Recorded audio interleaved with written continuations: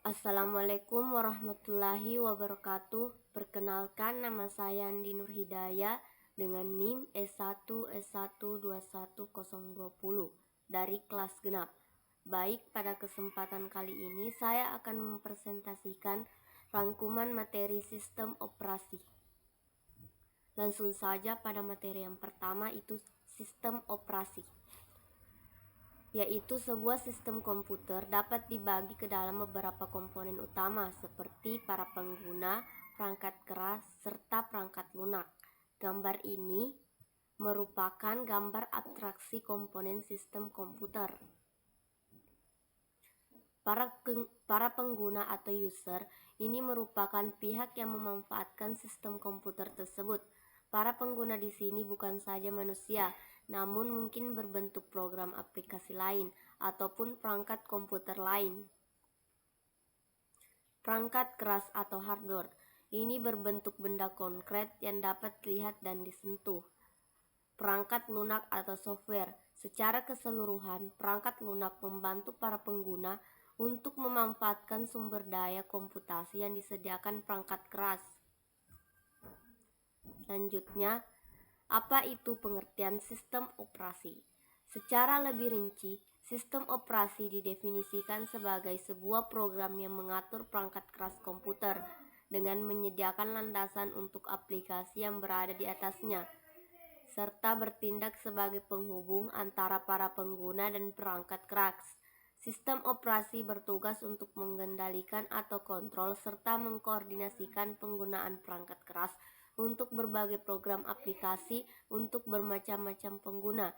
Dengan demikian, sebuah sistem operasi bukan merupakan bagian dari perangkat keras komputer dan juga bukan merupakan bagian dari perangkat lunak aplikasi komputer, apalagi tentunya bukan merupakan bagian dari pengguna komputer.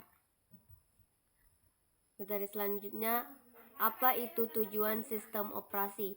Dari sudut pandang tujuan sistem operasi dapat dipandang sebagai alat yang membuat komputer lebih nyaman digunakan atau convenience untuk menjalankan aplikasi dan menyelesaikan masalah pengguna. Tujuan lain sistem operasi ialah membuat penggunaan sumber dayanya komputer menjadi efisien. Selanjutnya, haki perangkat lunak. Haki, hak atas kekayaan intelektual, merupakan terjemahan atas istilah intellectual property right. Istilah tersebut terdiri dari 3 kata kunci, yaitu hak, kekayaan, dan intelektual. Kekayaan merupakan abstraksi yang dapat dimiliki, dialihkan, dijual, dibeli. Sedangkan kekayaan intelektual merupakan kekayaan atas segala hasil produksi kecerdasan daya pikir seperti teknologi, pengetahuan, seni, sastra, gubahan lagu, karya tulis, karikatur, dan seterusnya. Terakhir, haki merupakan hak-hak atau wewenang atau kekuasaan untuk berbuat sesuatu atas kekayaan intelektual tersebut yang diatur oleh norma-norma atau hukum-hukum yang berlaku. Hak itu sendiri dapat dibagi menjadi 2. Pertama, hak dasar asasi yang merupakan hak mutlak yang tidak dapat diganggu-gugat, umpama hak untuk hidup, hak untuk mendapatkan keadilan, dan sebagainya. Kedua, hak amanat atau peraturan, yaitu hak karena diberikan oleh masyarakat melalui peraturan atau perundangan. Selanjutnya, materi perangkat lunak bebas. Perangkat lunak bebas mengacu pada kebebasan para penggunanya untuk menjalankan, menggandakan, menyebarluaskan, mempelajari, mengubah, dan meningkatkan kinerja perangkat lunak. Tepatnya mengacu pada 4 jenis kebebasan bagi para pengguna perangkat lunak. Kebebasan yang pertama itu kebebasan 0, kebebasan untuk program apa saja. Kemudian kebebasan 1, yaitu mempelajari suatu program dan dapat bekerja sesuai kebutuhan. Kemudian kebebasan kedua, kebebasan yang menyebarluaskan hasil salinan perangkat lunak tersebut sehingga dapat berbagi antara sesama. Kemudian kebebasan ketiga, kebebasan menikmati program kerja. Selanjutnya, aneka ragam haki. Berikut disebutkan beberapa ragam haki. Yang pertama, hak cipta copyright, kedua paten, ketiga merek dagang atau trademark, keempat rahasia dagang atau trade secret, kelima service mark, Keenam, desain industri. Ketujuh, desain tata letak sirkuit terpadu. Kedelapan, indikasi geografis. Selanjutnya, materi lisensi perangkat lunak. Lisensi perangkat lunak di Indonesia, HKPL, termasuk ke dalam kategori hak cipta atau copyright. Beberapa negara mengizinkan pemetaan perangkat lunak. Pada industri perangkat lunak sangat umum, perusahaan besar memiliki portofolio paten yang berjumlah ratusan bahkan ribuan. Sebagian besar perusahaan ini memiliki perjanjian cross-licensing. Artinya saya izinkan Anda menggunakan paten saya asalkan saya boleh menggunakan paten Anda. Sebuah paten berlaku di sebuah negara. Jika sebuah perusahaan ingin patennya berlaku di negara lain, maka perusahaan tersebut harus mendaftarkan patennya di negara lain tersebut. Tidak seperti hak cipta, paten harus didaftarkan terlebih dahulu sebelum berlaku. Selanjutnya, open source dan copyleft. Suatu perangkat lunak dapat dimasukkan dalam kategori perangkat lunak bebas bila setiap orang memiliki kebebasan tersebut. Hal ini berarti setiap pengguna perangkat lunak bebas dapat meminjamkan perangkat lunak yang dimilikinya kepada orang lain untuk dipergunakan tanpa perlu melanggar hukum dan disebut pembajak. Kebebasan yang diberikan perangkat lunak bebas dijamin oleh copyleft, suatu cara yang dijamin oleh hukum untuk melindungi kebebasan para pengguna perangkat lunak bebas. Dengan adanya copyleft, maka suatu perangkat lunak bebas besarnya hasil perubahan dari kode sumbernya akan selalu menjadi perangkat lunak bebas. Kebebasan yang diberikan melalui perlindungan copyleft ini yang membuat suatu program dapat menjadi perangkat lunak bebas. Selanjutnya, materi struktur sistem operasi. Ada beberapa cara untuk menghubungkan komponen-komponen yang ada di dalam suatu sistem operasi. Pertama, dengan menggunakan struktur sederhana. Kedua, dengan pendekatan terlapis atau level. Lapisan yang lebih rendah menyediakan layanan untuk lapisan yang lebih tinggi. Ketiga, dengan pendekatan kernel mikro, yaitu sistem operasi disusun dalam bentuk kernel yang lebih kecil. Sistem berproses jamak mempunyai lebih dari satu CPU yang mempunyai hubungan yang erat. CPU tersebut berbagi bus komputer dan kadang-kadang berbagi memori dan perangkat yang lainnya. Sistem seperti itu dapat meningkatkan throughput dan reliabilitas. Selanjutnya, materi proses dan penjadwalan. Konsep proses. Proses didefinisikan sebagai program yang sedang dieksekusi. Menurut Silbercrest, proses tidak hanya sekedar suatu kode program atau text section, melainkan meliputi beberapa aktivitas yang bersangkutan seperti program counter dan stack. Selanjutnya itu diagram status proses. Gambar yang ini merupakan gambar diagram status proses. Penjelasannya di sini, sebuah proses dapat memiliki 3 status utama, yaitu yang pertama running, status yang dimiliki pada saat instruksi-instruksi dari sebuah proses dieksekusi. Kedua, waiting, status yang dimiliki pada saat proses menunggu sebuah event seperti proses MK. Ketiga, ready, status yang dimiliki pada saat proses siap untuk dieksekusi oleh prosesor. Terdapat 2 status tambahan, yaitu saat pembentukan dan terminasi.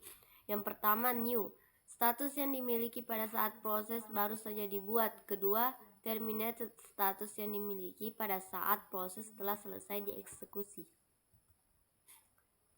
Selanjutnya, materi konsep thread.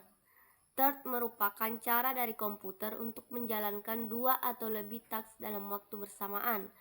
Multithreading adalah cara pengeksekusian yang mengizinkan beberapa thread terjadi dalam sebuah proses, saling berbagi sumber daya tetapi dapat dijalankan secara independen.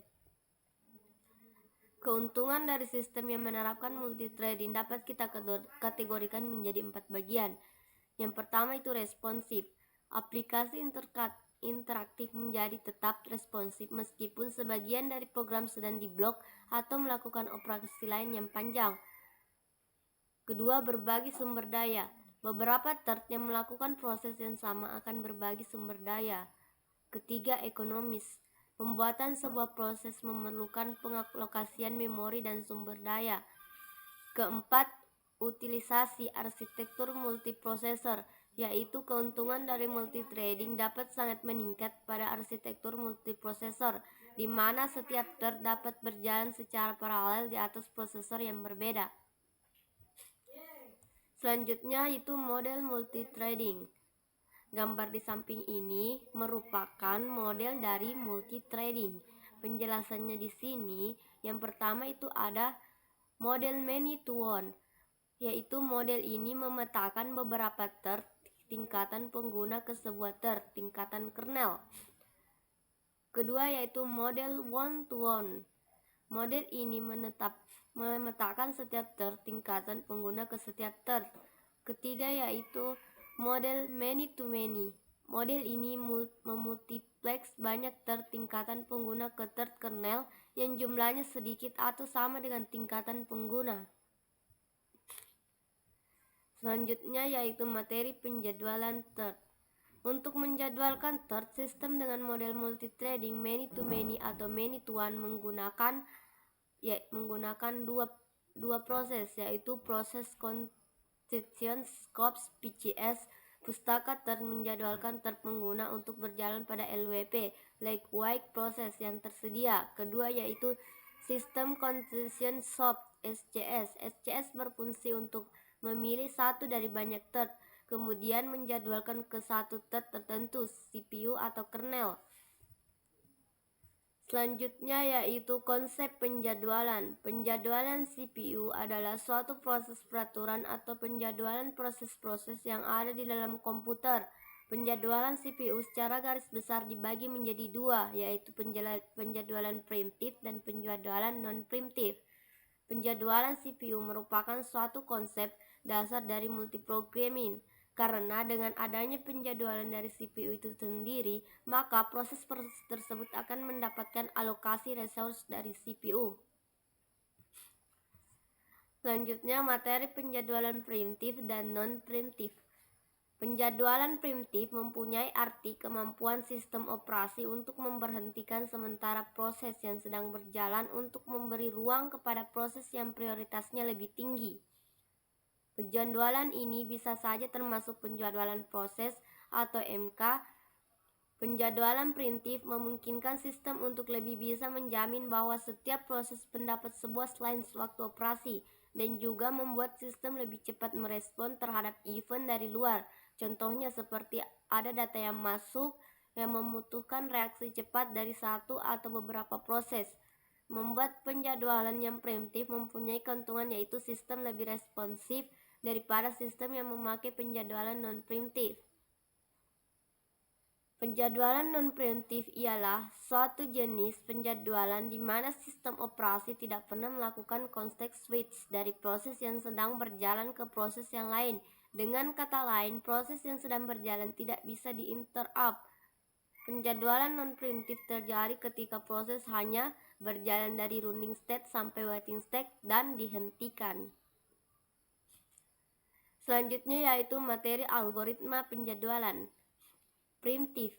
Algoritma ini dibagi menjadi dua bagian, yaitu preemptif dan non-preemptif. Preemptif di sini jika ada proses yang sedang dieksekusi oleh CPU dan terdapat proses di ready-queue dengan burst time yang lebih kecil daripada proses yang sedang dieksekusi tersebut, maka proses yang sedang dieksekusi oleh CPU akan digantikan oleh proses yang berada di ready-queue tersebut. Preemptive SJF sering disebut juga short remain time fast scheduling. Kedua yaitu non-preemptive. CPU tidak memperbolehkan proses yang ada di ready-queue untuk menggeser proses yang sedang dieksekusi oleh CPU meskipun proses yang baru tersebut mempunyai burst time yang lebih kecil. Selanjutnya, materi priority scheduling. Priority scheduling merupakan algoritma penjadwalan yang mendahulukan proses yang memiliki prioritas tertinggi. Setiap proses memiliki prioritasnya masing-masing. Prioritas suatu proses dapat ditentukan melalui beberapa karakteristik antara lain time limit, memory requirement, access file, perbandingan antar burs MK dengan CPU burs, dan tingkat kepentingan proses priority scheduling juga dapat dijalankan secara preemptif maupun non-preemptif. Pada preemptif, jika ada suatu proses yang baru datang memiliki prioritas yang lebih tinggi daripada proses yang sedang dijalankan, maka proses yang sedang berjalan tersebut dihentikan, lalu CPU dialihkan untuk proses yang baru datang tersebut. Sementara itu, pada non-preemptif, proses yang baru datang tidak dapat mengganggu proses yang sedang berjalan, tetapi hanya diletakkan di depan queue. Selanjutnya di sini ada contoh. Di sini ada 5 proses, yaitu proses P1, P2, P3, P4, dan P5. Baik, di sini saya akan menjelaskan. Yang pertama di sini proses P1 memiliki burst time 10 dan priority 3. Proses P2 memiliki burst time 1 dan memiliki priority 1. Proses P3 memiliki burst time 2, priority 4. Proses P4 memiliki burst time 1 dan priority 5. Dan yang terakhir, proses P5 memiliki burst time 5 dan priority 2. Di sini merupakan, yang di bawah ini merupakan Gantt chart-nya.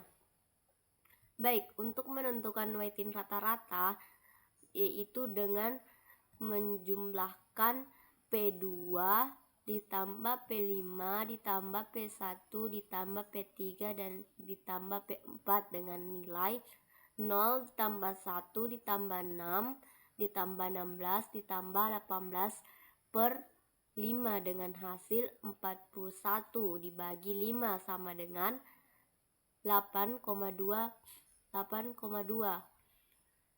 Kemudian untuk mencari titanya, yang pertama itu menjumlahkan 1 ditambah 6 ditambah 16 ditambah 18 ditambah 19 per 5 dengan hasil 60. 60 per 5 sama dengan 12. Baik, langsung saja ke materi selanjutnya, yaitu penjadwalan proses jamak. Pendekatan pertama untuk penjadwalan proses jamak adalah penjadwalan asymmetric multiprocessing, atau bisa disebut juga sebagai penjadwalan master atau slave, di mana pada metode ini hanya satu proses atau master yang menangani semua keputusan penjadwalan, proses masukan atau keluaran, dan aktivitas sistem lainnya, dan proses lainnya slave hanya mengeksekusi proses. Dalam teknik penjadwalan master slave, satu proses menjaga status dari sebuah proses dalam sistem dan menjadwalkan kinerja untuk semua proses slave. Saat slave mengalami sebuah kondisi tertentu seperti meminat MK, proses slave memberi instruksi kepada proses master dan berhenti untuk menunggu perintah selanjutnya. Gambar ini merupakan multiprogramming dan multiprosesor. Selanjutnya materi proses dan sinkronisasi. Sinkronisasi diperlukan untuk menghindari terjadinya ketidakkonsistenan data akibat adanya akses data secara konkuren. Proses-proses disebut konkuren jika proses-proses itu ada dan berjalan pada waktu yang sama. Proses-proses konkuren ini bisa bersifat independen atau bisa juga saling berinteraksi. Proses-proses konkuren yang saling berinteraksi memerlukan sinkronisasi agar terkendali dan juga menghasilkan output yang benar. Pengiriman pesan mungkin dapat diblok atau diblocking atau tidak dapat diblocking. Non-blocking juga dikenal dengan nama sinkron atau asinkron. Ketika dalam keadaan sinkron terjadi dua kejadian, yaitu kejadian blocking, send yaitu pemblokiran yang pengirim sampai pesan sebelumnya diterima. Kejadian kedua yaitu blocking receive yaitu pemblokiran penerima sampai terdapat pesan yang akan dikirim. Sedangkan untuk keadaan asinkron yaitu yang menjadi adalah yang pertama non-blocking send, yaitu pengirim dapat terus mengirim pesan tanpa mempedulikan apakah pesan sebelumnya sampai atau tidak. Keadaan kedua yaitu non-blocking receive, yaitu penerima menerima semua pesan baik berupa pesan yang valid atau pesan yang salah null. Selanjutnya materi critical section. Critical section adalah segmen kode yang mengakses data yang digunakan proses secara bersamaan yang dapat membawa proses itu ke bahaya race condition. Persyaratan atau solusi critical section. Solusi dari masalah critical section harus memenuhi 3 syarat berikut. Syarat yang pertama itu mutual exclusion, merupakan sebuah jalan yang menjamin jika sebuah proses sedang menggunakan variabel atau berkas yang digunakan bersama-sama, proses lain akan dikeluarkan dari pekerjaan yang sama. Misal proses P sedang menjalankan critical section dari proses P, maka tidak ada proses-proses lain yang dapat menjalankan critical section dari proses-proses tersebut. Syarat kedua, terjadinya kemajuan atau progres. Jika tidak ada proses yang sedang menjalankan critical section dan jika terdapat lebih dari satu proses lain yang ingin masuk ke critical section, maka hanya proses-proses yang tidak sedang menjalankan remainder sectionnya yang dapat berpartisipasi dalam memutuskan siapa yang berikutnya yang akan masuk ke critical section, dan pemilihan siapa yang berhak masuk ke critical section ini tidak dapat ditunda secara tidak terbatas atau sehingga tidak terjadinya deadlock. Syarat terakhir, ada batas waktu tunggu, bounded waiting. Jika seandainya ada proses yang sedang menjalankan critical section, maka terdapat batasan waktu beberapa lama suatu proses lain harus menunggu giliran untuk mengakses critical section.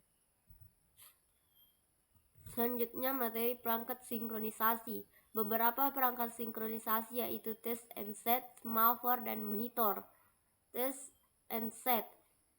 Sebagian besar sistem komputer saat ini menyediakan instruksi-instruksi perangkat keras khusus yang mengizinkan kita untuk menguji dan memodifikasi nilai dari sebuah variabel disebut instruksi test and set. Instruksi ini bersifat atomik, yaitu instruksi yang tidak dapat diinterupsi. Kedua itu semaphore. Dalam software, semaphore adalah sebuah variabel bertipe integer yang selain saat diinisialisasi hanya dapat diakses melalui dua operasi standar, yaitu increment dan decrement. Semaphore digunakan untuk menyelesaikan masalah sinkronisasi secara umum. Berdasarkan jenisnya, semaphore hanya bisa memiliki nilai 1 atau 0 atau lebih dari sama dengan 0. Dua buah jenis semaphore yaitu binary semaphore dan counting semaphore. Ketiga, monitor. Monitor adalah suatu tipe data abstrak yang dapat mengatur aktivitas serta menggunakan resource oleh beberapa third. Monitor terdiri atas data-data privat dengan fungsi-fungsi publik yang dapat mengakses data-data tersebut. Metode-metode dalam suatu monitor sudah dirancang sedemikian rupa agar hanya ada satu buah metode yang dapat bekerja pada suatu saat. Hal ini bertujuan menjaga agar semua operasi dalam monitor bersifat mutual exclusion. Selanjutnya yaitu materi transaksi atomik. Transaksi merupakan sekumpulan instruksi atau operasi yang menjalankan sebuah fungsi logis dan memiliki sifat atomicity, konsistensi, isolation, dan durability. Sifat atomicity pada transaksi menyebabkan transaksi tersebut akan dijalankan secara keseluruhan atau tidak sama sekali. Operasi-operasi pada transaksi otonomik disimpan dalam blok agar dapat dilakukan rollback jika terjadi kegagalan sistem dengan memanfaatkan log pemulihan data dan dapat dilakukan dengan melakukan undo atau redo. Untuk menghemat waktu pada saat rollback, kita dapat memberikan operasi checkpoint pada transaksi sehingga kita tidak perlu memeriksa keseluruhan transaksi untuk memutuskan melakukan undo atau redo. Model sistem ada atomicity, consistency, isolation, dan durability. Atomicity, sebuah transaksi dijalankan secara keseluruhan atau tidak dijalankan sama sekali. Konsistensi, sebuah transaksi mengubah sistem dari sebuah state yang konsisten menjadi state konsisten yang lain. Ketiga, isolation. Transaksi yang belum selesai tidak dapat menunjukkan hasilnya ke transaksi yang lain. Sebuah transaksi tersebut commit. Durability. Ketika sebuah transaksi commit, sistem akan menjamin hasil dari operasi akan tetap bahkan ketika terjadi kegagalan pada suatu subsekuen. Selanjutnya yaitu materi sinkronisasi Linux. Penyebab konkurensi kernel, proses, dan sinkronisasi. Yang pertama itu interrupt. Interrupt dapat terjadi sewaktu-waktu menghentikan sementara proses yang sedang berjalan. Kedua, software dan tecklets. Software dan tecklets adalah pengatur interrupt. Untuk interrupt yang tidak dapat dilakukan interrupt handler yang biasa. Ketiga, kernel preemption. Karena kernel bersifat preemptif, sebuah proses yang sedang berjalan dapat dihentikan sementara oleh proses yang lain. Keempat, symmetrical preprocessing. Dua atau lebih proses dapat menjalankan kernel code dalam waktu yang sama.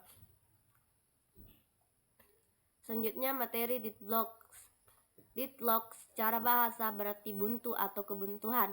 Dalam definisi lebih lengkap, deadlock berarti suatu keadaan di mana sistem seperti terhenti dikarenakan setiap proses memiliki sumber daya yang tidak bisa dibagi dan menunggu untuk mendapatkan sumber daya yang sedang dimiliki oleh proses.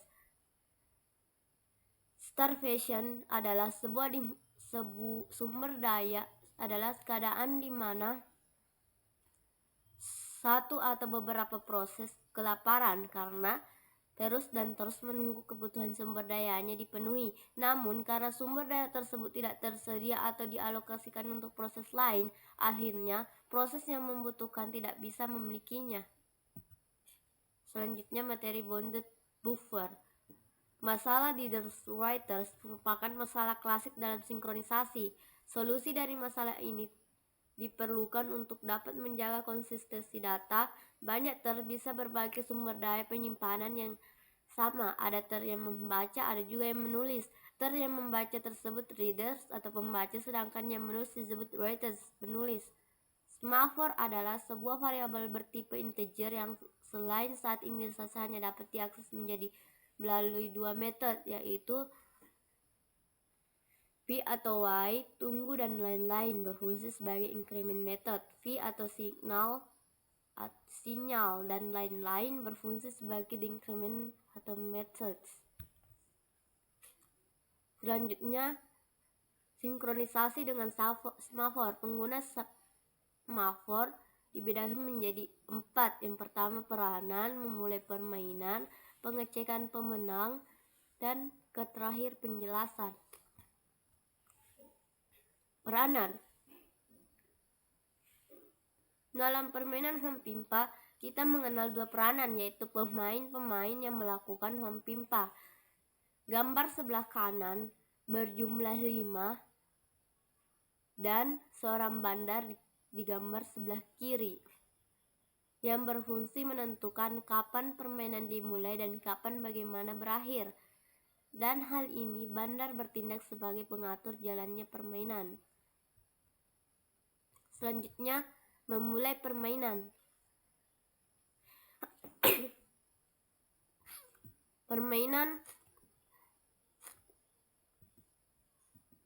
Permainan mulai ketika bandar menyerukan home pimpa. Ketika itu secara serentak pemain akan melakukan home pimpa dengan tangannya.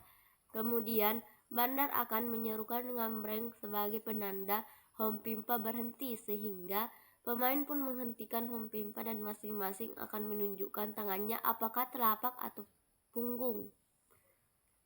Selanjutnya, pengecekan pemenang. Apabila bandar menemukan ada di antara telapak atau punggung yang berjumlah 1, maka satu-satunya pemain itu akan keluar sebagai pemenang. Namun apabila tidak ada di antara telapak atau punggung yang berjumlah 1, seperti pada gambar, maka bandar akan mengulang permainan dengan menyerukan gembreng. Selanjutnya, penjelasan. Program home pimpa memiliki jumlah bandar yang sama dengan jumlah pemainnya, sehingga setiap pemain memiliki satu bandar. Adapun tujuan sinkronisasi dua arah adalah mengendalikan sesuai dengan keinginan kita melalui kendali bandar atau gambreng yang diimplementasikan pada program home pimpa. Dan itulah tadi presentasi saya mengenai rangkuman materi sistem operasi. Saya akhiri dengan ucapan Assalamualaikum warahmatullahi wabarakatuh.